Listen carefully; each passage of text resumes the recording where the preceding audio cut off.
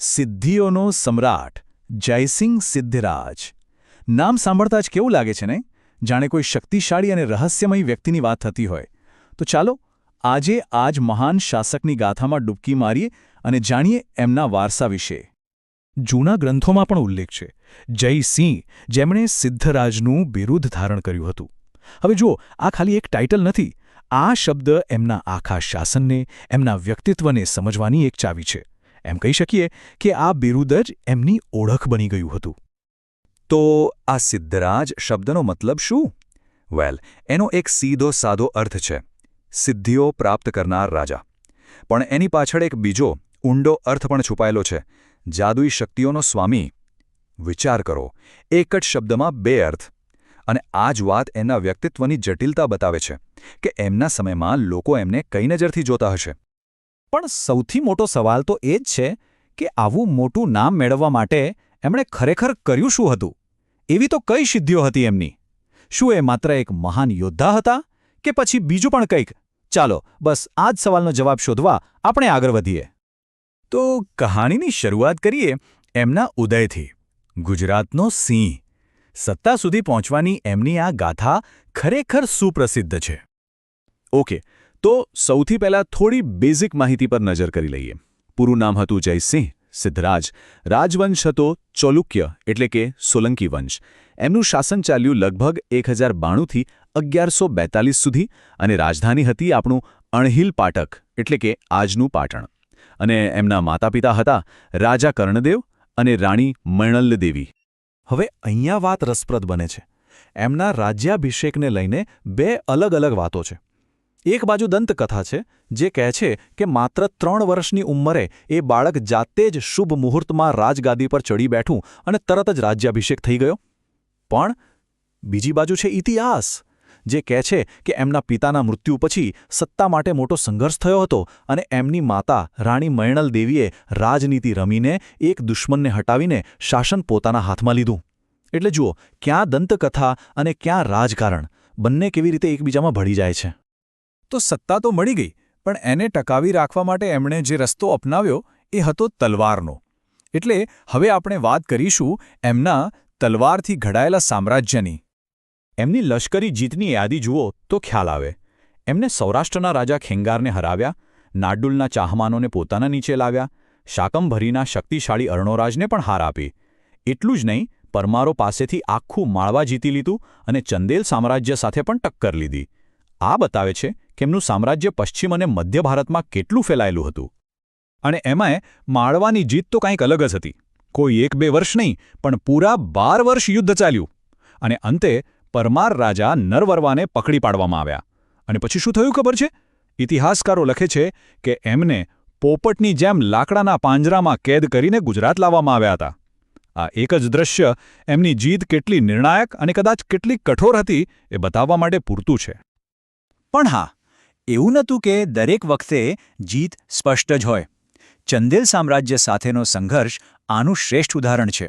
અહીંયા જુઓ, જયસિંહના દરબારી કવિઓ શું કહે છે કે અમે જીત્યા, પણ બીજી બાજુ ચંદેલ રાજા મદનવર્માના શિલાલેખો શું કહે છે કે અમે ગુજરાતના રાજાને એક જ ક્ષણમાં હરાવી દીધા.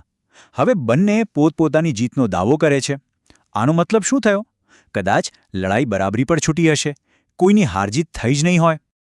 અને પછી એમની જીતને પૌરાણિક કથાઓ સાથે પણ જોડવામાં આવી. એમને એક બિરુદ મળ્યું, બર્બરક જિષ્ણુ. એનો અર્થ થાય બર્બરકને જીતનાર. હવે બર્બરક કોણ હતો? એ એક પૌરાણિક રાક્ષસ હતો જે ઋષિમુનિઓને હેરાન કરતો હતો. એટલે કે એમની વાસ્તવિક જીતને એટલી મોટી ગણવામાં આવી કે એની સરખામણી રાક્ષસ પરના વિજય સાથે કરવામાં આવી. રાજામાંથી જાણે દેવપુરુષ બનાવી દીધા. પણ જયસિંહની ઓળખ માત્ર તલવારથી નહોતી. એ સિક્કાની એક જ બાજુ હતી. ચાલો હવે યુદ્ધના મેદાનને પાછળ છોડીને એમના રાજ દરબારમાં પ્રવેશ કરીએ અને જોઈએ એમનું શ્રદ્ધાથી નિર્માણ પામેલું રાજ્ય. આ વાત બહુ જ મહત્વની છે.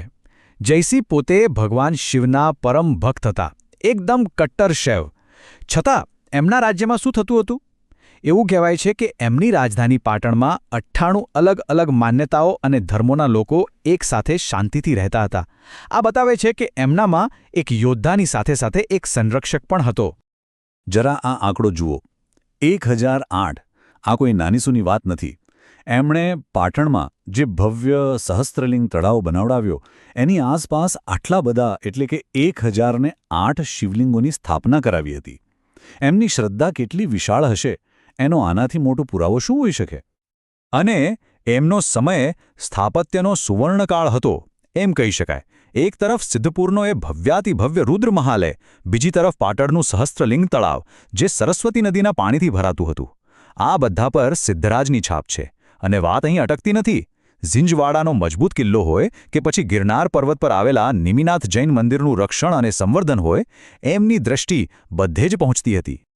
એમનામાં એક યોદ્ધા હતો, એક નિર્માતા હતો અને સાથે જ એક વિદ્વાનનો આદર કરનાર પણ હતો. આ કહાણી સાંભળવા જેવી છે. જ્યારે એમણે માળવા જીત્યું ત્યારે ત્યાંથી શાહી પુસ્તકાલય પણ સાથે લાવ્યા. એમાં એમને રાજા ભોજનો લખેલો વ્યાકરણનો એક બહુ અઘરો ગ્રંથ મળ્યો. એનાથી એ એટલા પ્રભાવિત થયા કે એમણે તરત જ મહાન ચૈન વિદ્વાન હેમચંદ્રાચાર્યને બોલાવ્યા અને કહ્યું, આના જેવો જ પણ આનાથી વધુ સરળ અને સારો ગ્રંથ બનાવો. અને પછી જે ગ્રંથ બન્યું એનું નામ સિદ્ધ હેમ શબ્દાનુશાસન. અને આ ગ્રંથનું સન્માન કેવી રીતે થયું ખબર છે? એણે હાથીની અંબાડી પર મૂકીને રાજા પોતે સાથે ચાલીને આખા પાટણ શહેરમાં એની શોભાયાત્રા કાઢવામાં આવી. એક ગ્રંથ માટે આટલું સન્માન. અને એમની ધાર્મિક સહિષ્ણુતાની વાત માત્ર કહેવા પૂરતી નહોતી. એક મુસ્લિમ ઇતિહાસકાર પોતે આ ઘટના નોંધે છે. એમના રાજ્યમાં એક મસ્જિદ પર હુમલો થયો. જ્યારે સિદ્ધરાજને આ વાતની ખબર પડી ત્યારે એમણે જે કહ્યું એ શબ્દો સાંભળવા જેવા છે. એમણે કહ્યું, રાજા તરીકે મારી એ ફરજ છે કે મારી બધી જ પ્રજા શાંતિથી રહે અને પોતપોતાના ધર્મનું પાલન કરી શકે. અને એમણે ખાલી વાત જ ના કરી, એમણે જાતે આખી ઘટનાની તપાસ કરાવી અને પોતાના શાહી ખજાનામાંથી 1 લાખ બલોતરા આપીને એ મસ્જિદ ફરીથી બંધાવી. આનાથી મોટો પુરાવો શું હોઈ શકે કે એમના માટે સર્વધર્મ સંભાવ માત્ર એક વિચાર નહોતો પણ એક રાજધર્મ હતો. જે રાજાએ આખું જીવન સિદ્ધિઓ મેળવવામાં વિતાવ્યો, એમના જીવનનો અંત એક મોટી ચિંતા અને અનિશ્ચિતતા સાથે આવ્યો. વારસ વિનાનો રાજા, આ એમના જીવનની સૌથી મોટી ટ્રેજેડી હતી. આટલું મોટું સામ્રાજ્ય બનાવ્યું, આટલી સિદ્ધિઓ મેળવી, પણ એમના પછી આ વારસો સંભાળવા માટે એમનો પોતાનો કોઈ પુત્ર નહોતો. આટલા મોટા સમ્રાટ માટે આનાથી મોટી વિડંબણા કઈ હોઈ શકે? તો પછી ગાદી પર કોણ આવ્યું? એમના પછી આવ્યા કુમારપાળ. પણ કુમારપાળ સાથે એમના સંબંધો કેવા હતા એને લઈને પણ 2 અલગ અલગ કહાણીઓ છે.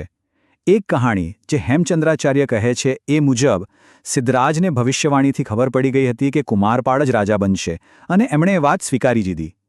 પણ બીજી કહાણી સાવ ઉલટી છે. એ કહે છે કે સિદ્ધરાજ કુમારપાળને સખત નફરત કરતા હતા અને એને મારી નાખવા માંગતા હતા. આના કારણે કુમારપાળને વર્ષો સુધી ભાગીને જીવવું પડ્યું. હવે આ બેમાંથી સાચું શું એ રહસ્ય આજે પણ ઇતિહાસના પાનામાં દટાયેલું છે. તો જેવી રીતે એમની શરૂઆત દંતકથા અને હકીકતની વચ્ચે થઈ હતી, એવી જ રીતે એમના શાસનનો અંત પણ રહસ્યો અને વિવાદોમાં ઘેરાયેલો રહ્યો. એક શક્તિશાળી રાજા અને એના વંશનો આવો જટિલ અંત. વાર્તા જ્યાંથી શરૂ થઈ હતી પાછી ત્યાં જ આવીને ઊભી રહી ગઈ. તો અંતમાં એક સવાલ આપણી સામે ઊભો રહે છે. ઇતિહાસે આવા રાજાને કેવી રીતે યાદ રાખવા જોઈએ? એક એવા સમ્રાટ તરીકે જેણે તલવારના જોરે સામ્રાજ્ય બનાવ્યું, કે પછી એક એવા શાસક તરીકે જેણે 98 ધર્મોને પોતાના રાજ્યમાં શાંતિથી રહેવાની જગ્યા આપી? આ સવાલ જ જયસિંહ સિદ્ધરાજના વારસાની સાચી ઓળખ છે, જેના વિશે વિચારવું જરૂરી છે.